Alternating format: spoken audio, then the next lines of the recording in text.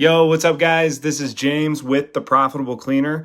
Today marks the official launch of Polishing Profits under our new Profitable Cleaner network, and we could not be more excited. This episode that you're about to listen to was recorded back in October of 2024, but the insights are just too powerful not to share with you today.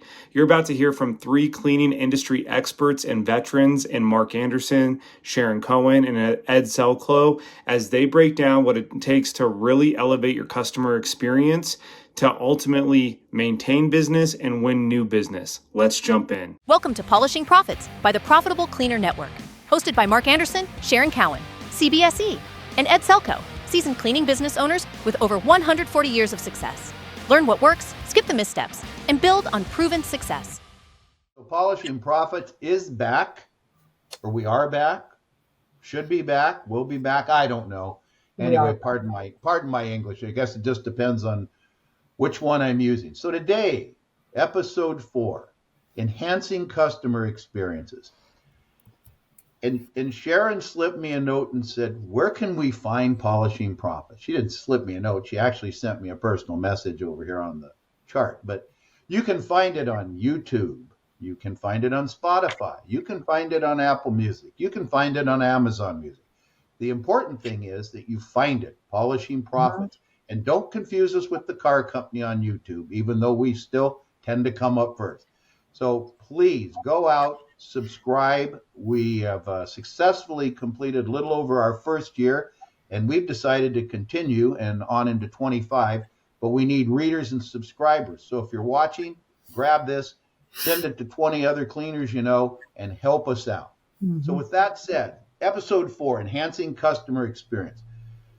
So customer experience, it is essential for business owners and entrepreneurs who aim to build a great customer base and establish long-term success or improve the length of time they keep their clients, customer lifetime value.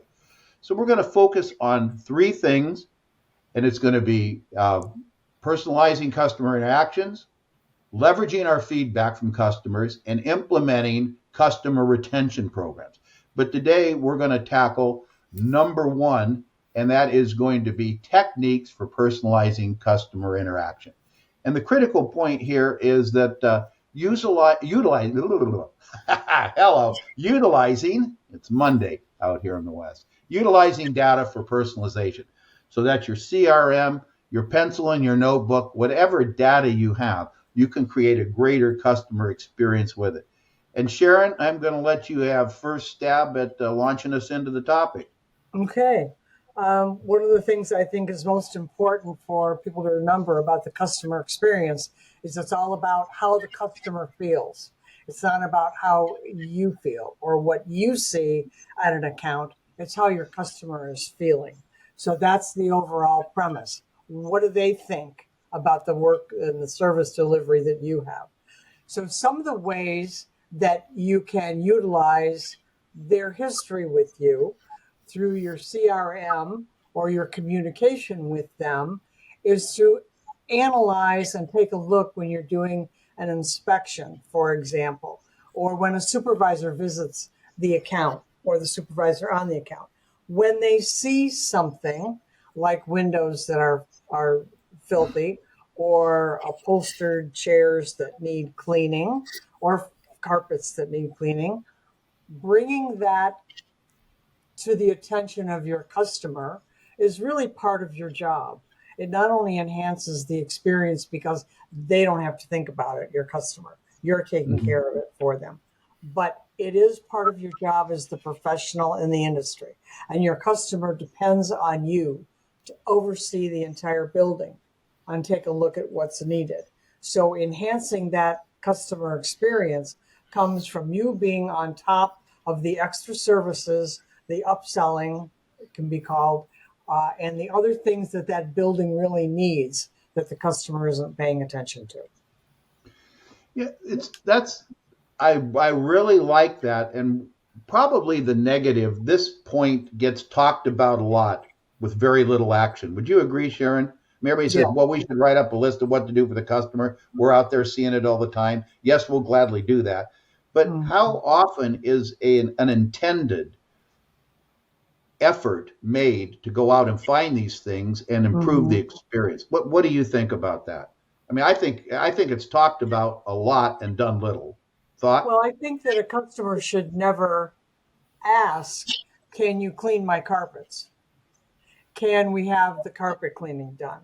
And, I worked with somebody recently who sold a new account, and they were asked that by the customer. So this was a salesperson I was working with. And I said, that information, can you clean our carpets, should have been part of your presentation. That this is what we do, and we'll put you on a regular schedule every 6 months or every quarter, depending on their traffic, what kind of building it is, what's going on. But the carpet cleaning, number one, should never be a one-time service. It should be continuing. But that needs to come from the cleaning contractor. That really should not be something that the customer asks for. It should be part of the presentation and the normal service. Same with the hard surface floor and same with the windows. That's enhancing that experience because that's something that customer doesn't have to worry about. You're the total package. You are, like Ed has said many times, the one call. You make one call to me for everything. So you become that valuable service provider. You move from the contractor to the go-to. And I was able to cement that into their minds. Right. Because after I said you got one phone call to make, I always told them, I said, look, I said, you can have dead bodies taken care of. All you got to do is pick up the phone. Right. Disclaimer, Ed's from New York. They remembered. No. Listen, they remembered. They would remember. Yeah. Hey, Ed, I'm going to retread a story here real quickly, but we're talking about creating a customized experience, being different from other contractors. And would you please retell the story about the person that actually hired someone to go out and inspect, painting, light bulbs? Their whole job was to inspect from a perspective to help the customer experience, and then how they presented that to the customer, and they actually had a department that did this. Could you share that quickly again? Yeah, that was very cool. It was a really, really, really cool account. It was about 1 million square feet, and it was all in one place. And so what the company did was they got somebody who was a quality control person, and her job was to just strictly inspect the buildings. Okay. It was big enough to where, I mean, it was big enough where, she could spread it out. Okay. But essentially what she did was she knew the scope of work inside and out in such a way where she knew where the holes were in the standard, in the operating system. Okay. So she would know, okay, carpets are not included for this one, but they are for this one. And so what she would do is she would volunteer to provide these extra services. And she made, I think it was 3 or 4 times her salary in selling extra services. And it was brilliant. And she was perfect. She was a professional person, always dressed professionally, and it worked. It was absolutely brilliant. It was absolutely brilliant. I think we could carry this over. So if we can't have a person that does that, what Ed's talking about, we've talked about it before, is identifying the gaps in your scope of work. In other words, you don't have floor scrubbing, or you have carpets once a year. But to Sharon's point, you need a carpet program for traffic areas and certain things, depending on where you are weather-wise, and what kind of traffic comes into your building. And this does create a customized experience. We did a lot of the same things. And so you don't have the quality control person to do this, but you can train your account managers to go through, and when they inspect and follow behind the supervisors, they can have a checklist. Look at the painting, look at the carpets, look at the windows. Anything that we can do to provide them a better experience and make that building look better, and then you'll have something very important to talk about them that will help them. And a lot of times, we had a very large client. We didn't necessarily always get the work. They gave it to their maintenance team, but we became a part of the eyes and ears of the facility. And again, I get back to this is talked about a lot, but not done. So the challenge is to the listener is how can you create a customized ongoing experience with your current customers to be more than just the service delivery person for the scope of work and give them a better experience. Mm-hmm. How about data, Sharon? You like data, so how can we better use the data? What is the data in the CRM? What should we be looking for? How would that work? What's the labor budget? Right. What's the labor budget? That's the data. Tell me the labor budget. That's it, man. The customer doesn't care about the labor budget, Ed. We do. How about the things the customer cares about in the CRM? I should have made that clearer. But Ed's right. The labor budget for us.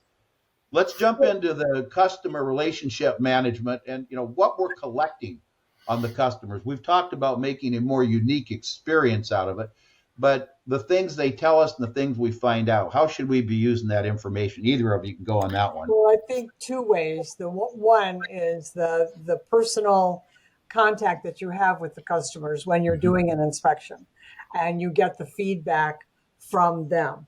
They can say something like, they always miss the trash in such and such area. They whatever it is that the customer is telling you, that's critical data. And that should be with your pen and pencil or your iPad or whatever means you have to take notes. It can be in a customer portal.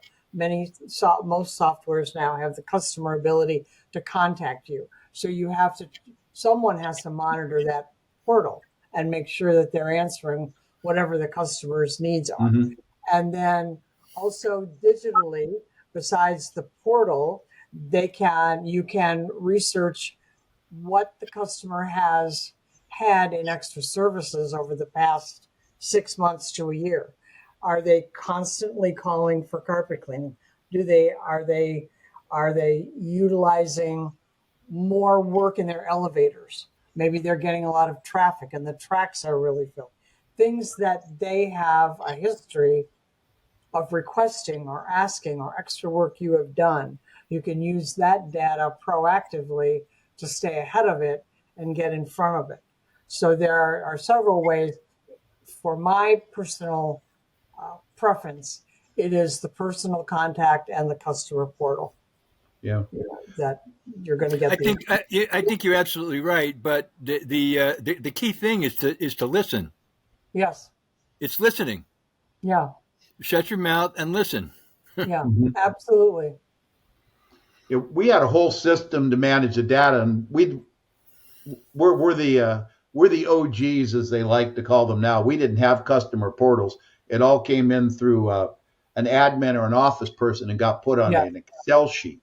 But before we went into meetings, we would review the communication that's come by in the last month or whatever meeting time we're having or phone call.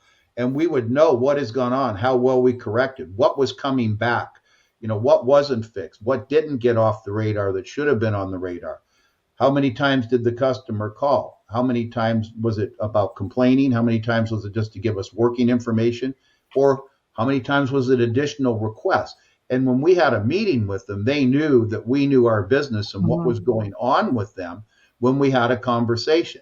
You've noticed that this hasn't happened in the last X number of months. We've worked over here on this, or you see in the same thing. And that's a customized experience, and they know you're watching their building, and it communicates and creates a lot of confidence with the customer that you are watching out for what they have and you understand the needs. And back to, I think Ed said, you're listening, and they need to have that feedback to them. And that enhances the experience because, between the three of us, we talk to a lot of clients every month, and not too many people are doing these sorts of things that we're talking about. But I'll tell you who is doing them. That's the people that are successful in keeping their clients longer term. Hey, Ed, go ahead, Sharon. Sorry. In your opinion, or both of you, who handles, when you're looking at the operation and the setup and the physical setup of an office, who is the person responsible for gathering this data? It's got to go to somebody. If it goes to 6 people, it's not going to get processed. So should there be a one person in charge of all of that data? Well, I think it depends on it depends on what area we're talking about. So, accounting is going to be one. Operations is going to be a different one. And sales and marketing is going to be a third one, actually. Mm-hmm. So it's not a one size fits all situation. It depends on what we're trying to do here and through what department and which area of responsibility. Mm-hmm. Yeah, that's a good clarification, Ed. It does depend on the function. Yeah. I'll jump into operations, Sharon. For us, we kept the point of contact and the point of responsibility. Some people could call this a little dangerous, but it worked for us. It was how we were set up. The account manager floored all the complaints and information. That was the funnel that came through, and they were responsible to report that information into the company, into the CRM. Now, how did we track that? We had a series of weekly meetings with their superiors, and the complaints, information, and requests and problems and solutions were discussed each week. So, and then we had a follow-up system that their superior, the next one, their direct report would check on those things. But we liked a single point of accountability to get things done. They owned it. They saw these folks all the time. And we created a different level of experience and response with them through having that single point of contact. Now, sometimes they would call in to the office. That really ended a lot. We had all of our stuff go directly to their point of service, their point of contact for service. And that was the account manager or the site manager or whoever was running it.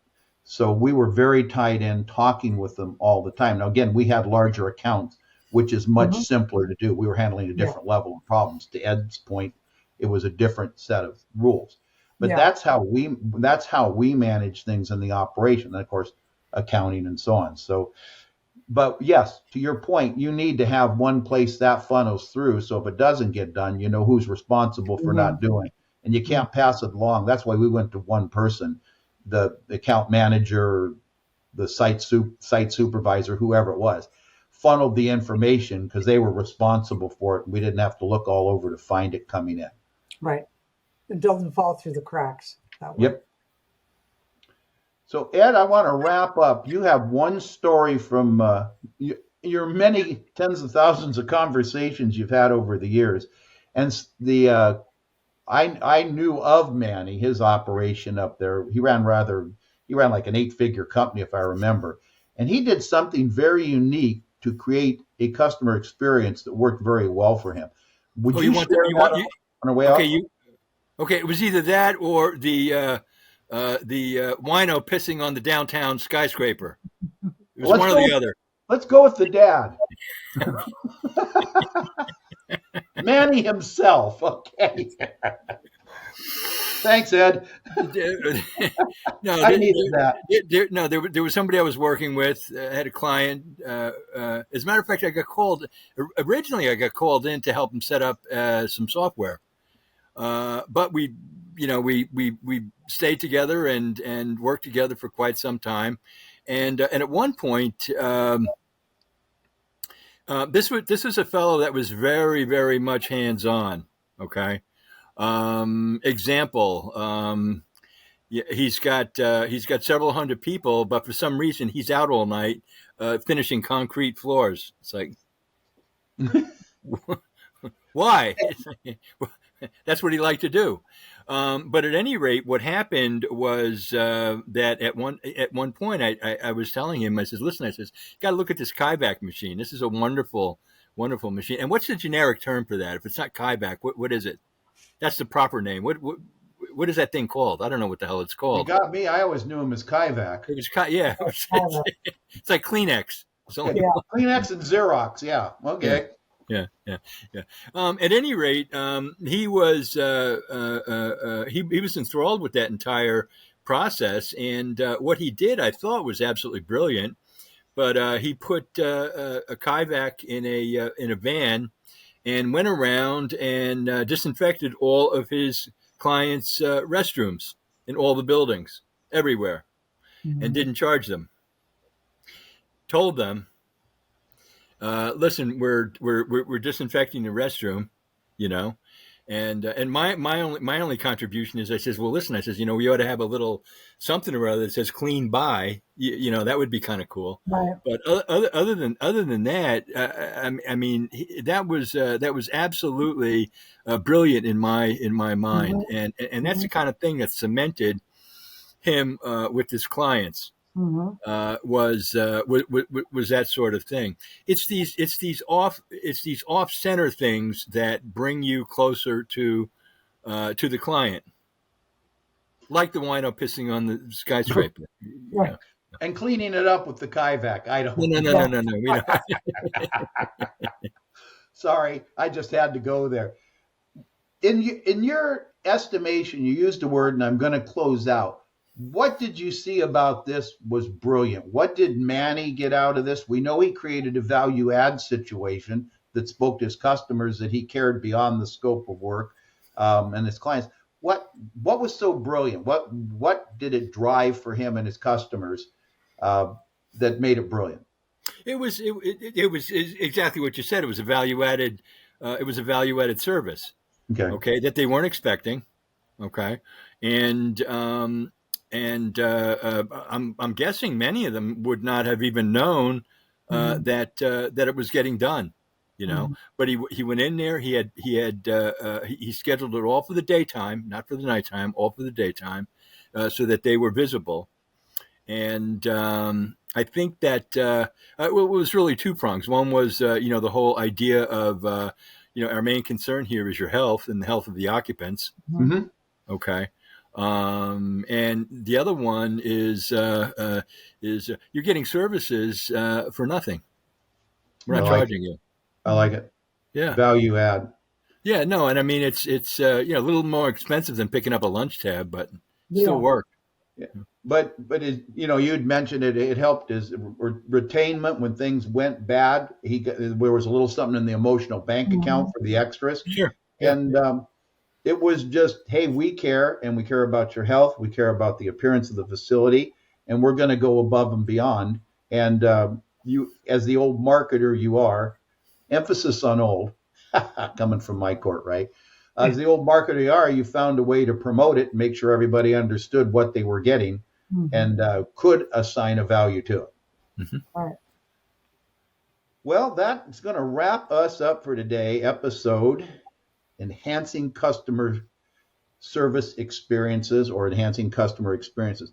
So the question we'd like everybody to think about, how can you enhance? How can you do more, be more, both to help the customer and to help generate additional dollars, additional profit, and opportunities for yourself with your customers that your competition isn't daring to think about?